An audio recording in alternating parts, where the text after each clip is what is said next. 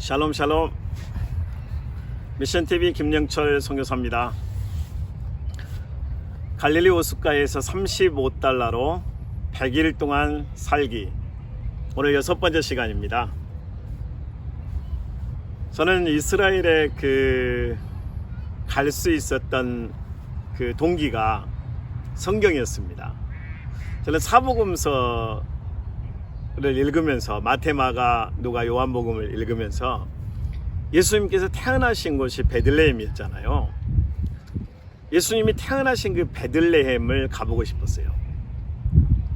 예수님이 그 베들레헴에서 태어나실 때 헤롯 왕이 동방박사들의 말을 듣고 예수님을 이제 해치려고 어린 아이들을 다 죽이잖아요. 그때 예수님이 그 예수님의 육신의 어머니 마리아와 그리고 요셉과 함께 이제 도망을 하는 곳이 이집트였습니다. 그 도망을 하셨던 그곳에서 예수님께서 다시 나사렛으로 돌아오세요. 저는 그 이집트도 가보고 싶었어요. 그래서 가봤습니다. 근데 그 예수님이 피난하셨던 그 현장에 그 이집트의 사람들이 그 복음을 받아들이고 지금까지도 그 이집트의 콥트교라고 하는 그 그리스도인들이 신앙의 핍박을 받아가면서 복음을 사수하고 있습니다. 폭탄을 교회에 던져서 테러를 하기도 하고요. 예수 믿는다는 이유 하나 때문에 너무너무 어려움들이 많은 그 콥트교 성도들이 지금도 그 복음을 위해서 순수하게 십자가의 길을 걷고 있는 것을 봤습니다. 예수님이 나사렛으로 오세요. 나사렛으로 돌아왔던 그 예수님의 부모님 요셉과 마리아가 이제 그곳에서는 좌비 목수였습니다. 그 요셉이 목수였죠. 카펜터였습니다. 그러니까 예수님도 자연스럽게 그 아버지, 육신의 아버지 요셉의 그 잡을 통해서 카펜터의 삶을 살아갑니다. 그리고 이제 30살이 되시면서부터 3년 동안을 이제 복음을 전하시는, 그리고 마지막 십자가의 길을 준비하는 공생애의 길을 사십니다. 그 3년 동안 사역하셨던 그 현장의 핵심은 바로 갈릴리 호수였습니다. 갈릴리 호수에서 고기를 잡던 베드로와 안드레, 요한과 그 형제들을 부르시면서 예수님의 제자들이 이제 훈련되기 시작합니다. 그리고 그들을 데리고 유다를 향해서 가고, 그리고 예루살렘의 성전에 가서, 그리고 또 예루살렘에서 사마리아로, 또 사마리아에서 다시 갈릴리로 오시는 이런 과정을 반복하십니다. 저는 예수님이 그 오셨던, 사역하셨던 그 갈릴리의 현장들을 곳곳에 가봤습니다.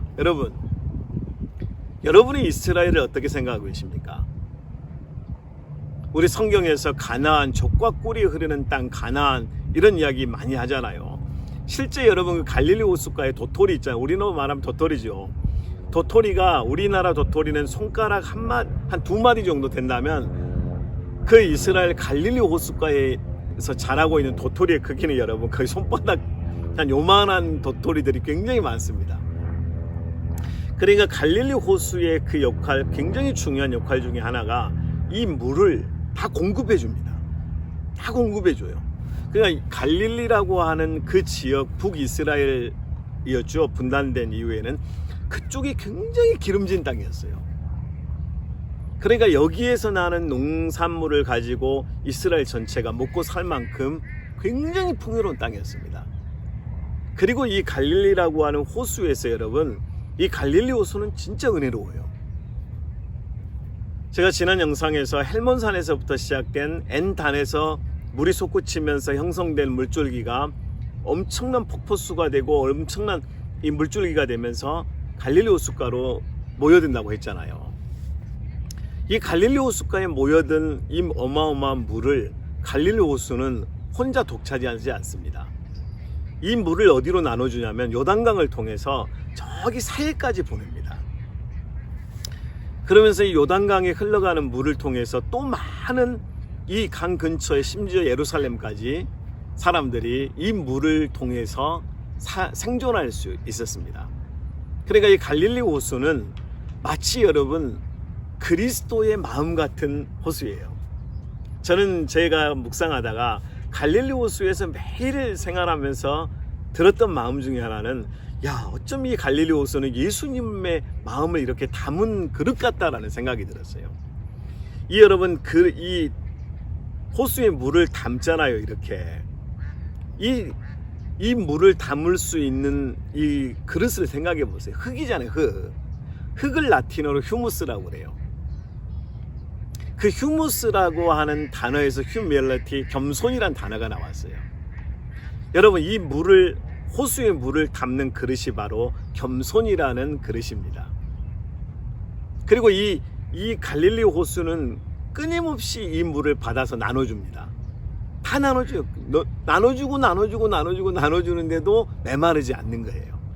여러분, 그리스도인은 어떻게 살아야 하냐면 십자가를 붙들고 살아야 하면서 십자가의 길을 걸으셨던 그 예수님의 그 십자가의 길, 하나님이신 자신이 인간의 모습으로 내려오셔서 그 인카네이션, 성육신 하시고 그 인간의 가장 낮은 곳으로 오셨던 그 예수님의 겸손의 마음을 가지고 예수님이 우리에게 피와 살과 모든 걸 다 나누셨거든요.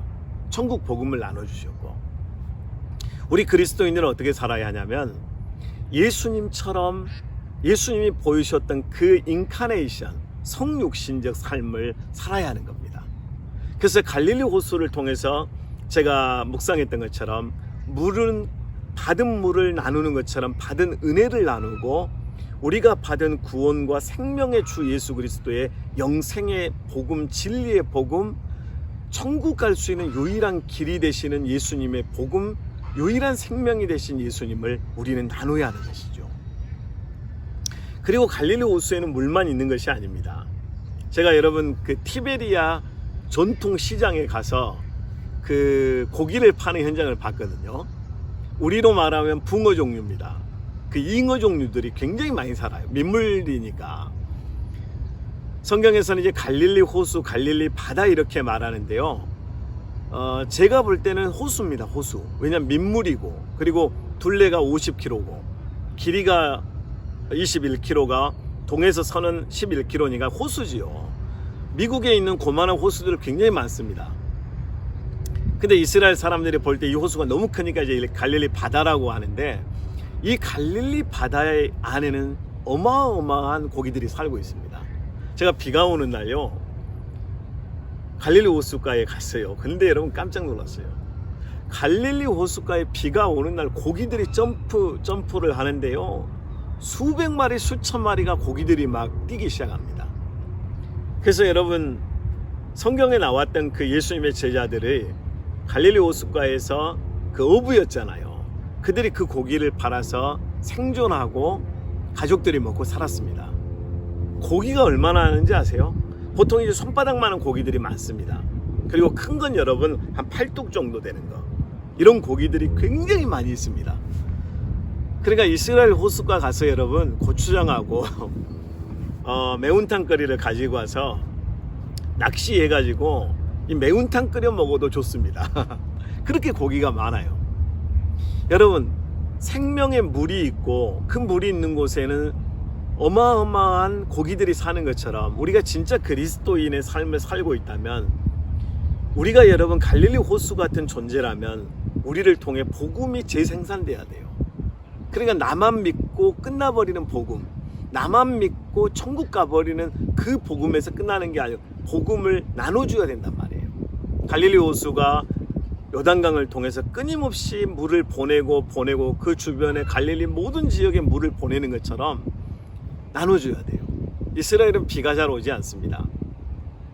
이스라엘은 여러분, 제가 살았던 갈릴리 쪽의 날씨하고 이스라엘의 날씨하고 캘리포니아 날씨가 좀 비슷한 것 같아요. 우리는 여러분 12월 24일 되면 그 연극하고 선극하면서 우리 어렸을 때 막 눈이 내리고 엄청 추운 겨울을 생각하는데요, 이스라엘의 성탄절 그 12월 25일은요 굉장히 따뜻합니다.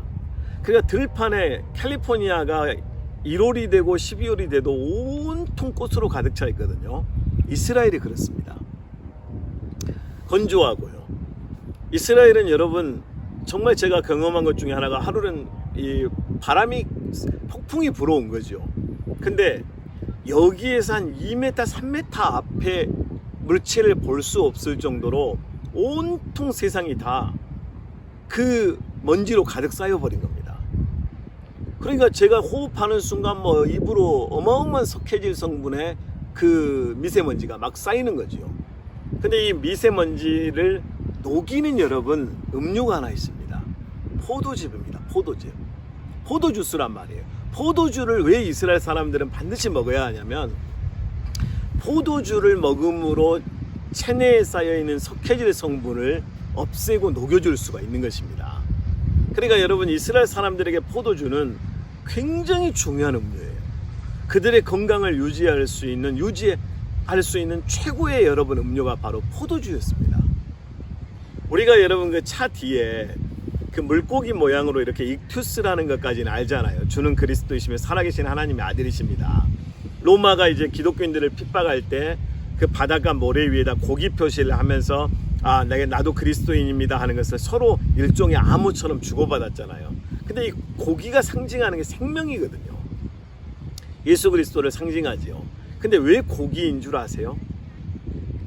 여러분 고대 이스라엘 사람들은 어떻게 살았냐면 비가 잘 오지 않으니까 비가 올 때 이 물을 모아놓는 전통이 있습니다. 가나 혼인잔치 때 그 물 항아리의 그 물도 비가 올 때 모아놨던 그 물입니다. 그 물을 포도주가 되게 하셨던 거예요. 예수님께서. 이 여러분 비가 오지 않는 이스라엘 가옥의 구조는 이렇습니다. 우리로 말하면 이 집이 이렇게 있으면 반지하 형태로 거기에 물을 저장하는 물 탱크 역할을 하는 곳이 있었어요. 근데 이 물이 여러분 독이 있다든지 상하면 먹으면 안 되잖아요. 사람이 죽으니까. 그래서 이스라엘 사람들은 이 물을 먹어도 되는지 안 되는지를 확인하기 위해서 그 물 저장소에다가 고기를 몇 마리 키웠습니다. 그래서 이 고기가 살아있는 동안은 안심하고 먹어도 돼요. 근데 이 고기가 만약에 죽잖아요. 그럼 이 물은 절대 먹으면 안 됩니다. 먹으면 사람이 죽기 때문에. 그래서 이 고기는 생명을 상징하는 거예요. 그래서 여러분 이스라엘의 그 갈릴리 호숫가에 넘쳐나는 그 고기들을 통해서 살아있는 물, 생명의 물이 있는 곳에는 그 엄청난 생명들, 고기들이 살아있다는 거죠. 우리도 여러분 살아있는 그리스도인이 돼서 복음을 나누는 그런 은혜가 있기를 바랍니다.